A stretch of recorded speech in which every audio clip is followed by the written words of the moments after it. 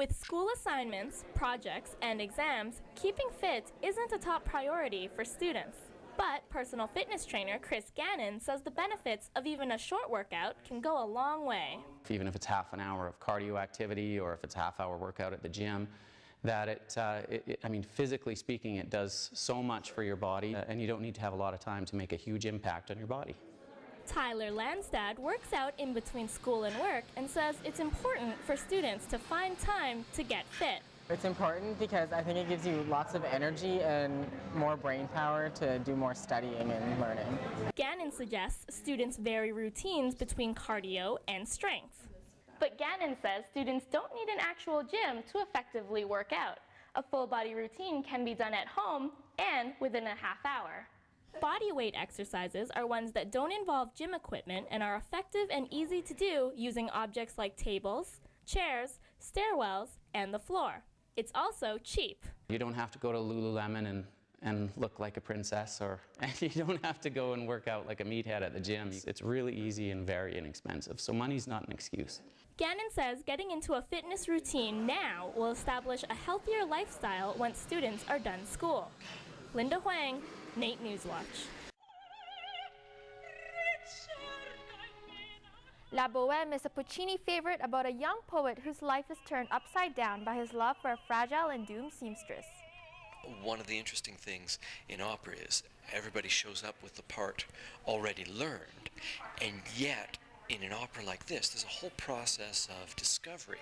I love it. I mean, it's the one art form where you see many art forms come together. It's very collaborative. It features a cast of talented artists with amazing vocals.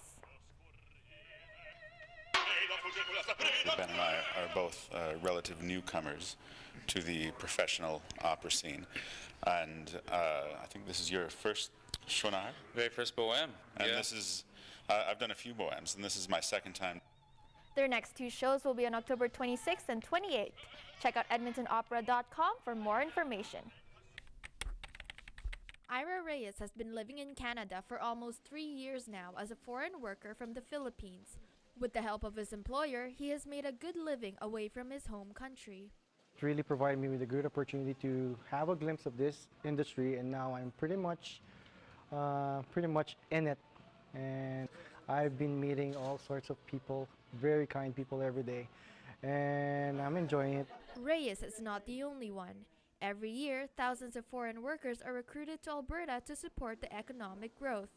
Only last month, the federal government announced its 2011 immigration plan.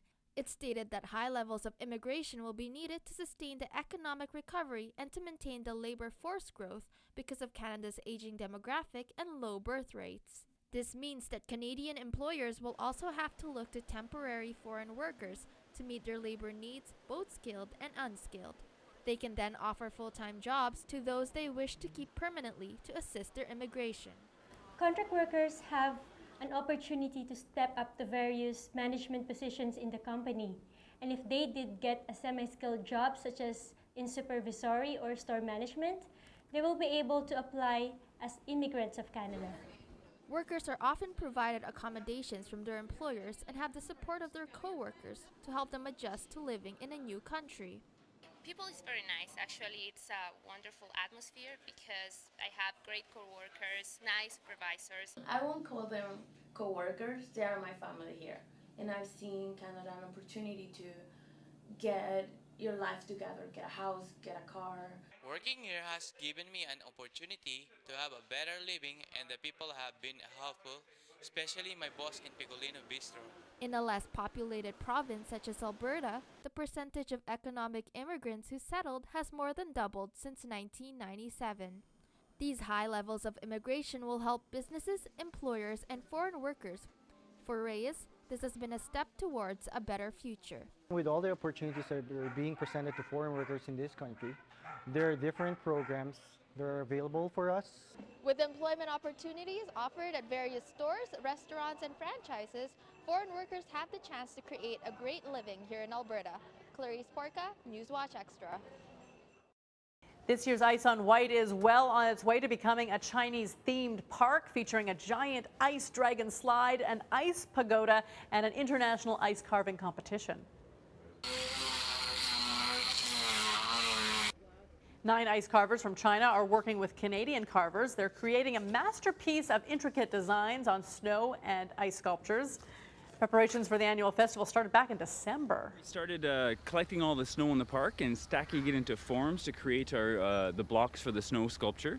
And then we started building the large structures out of ice.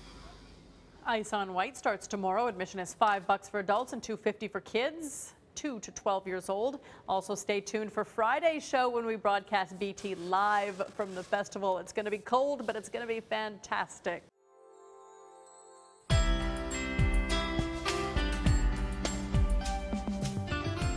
What we're going to talk about very quickly is a real exciting project called Free Wheelchair Mission. And this has been around for a number of years. It was actually developed by a biomedical engineer who noticed lots of people needed wheelchairs that had, snake bikes, or they were born crippled, or they had bad accidents, and there's just not enough money in the social systems of countries to help these people. He was able to create a wheelchair very, very inexpensively. And the way he did it, he literally took, for example, the little white chairs that you see at a Canadian Tire, the little lawn chairs, and he says, that with a rod or two and a couple of bicycle wheels and a Safeway coach wheel, I can make a wheelchair. He can do a wheelchair for about $65. And what we're going to be doing, and what we want you to help us with, is that in the Filipino community in Edmonton, 550 chairs is one container that they can make these chairs in China and ship it directly to the Philippines. Can you imagine 550 people, the joy in their life when they are all of a sudden taken, and they're taken off the ground? As the first Philippine-born MLA for the province of Alberta, it is my distinct pleasure to be involved in the free wheelchair mission in the Philippines. I think this project really needs the support of Edmontonians and all Filipino origin in Alberta. The total cost of the project is around $35,750.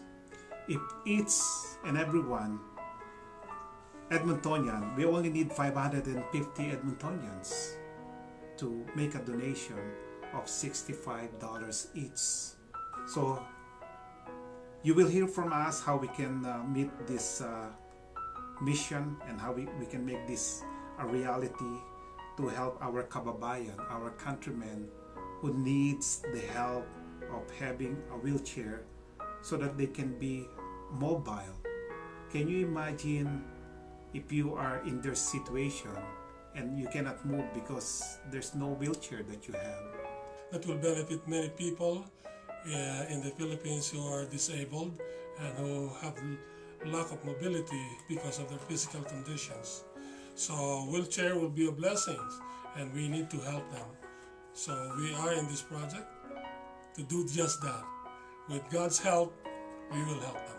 This wheelchair will give them some decency and some reasonableness so that they can say, I am also a human being.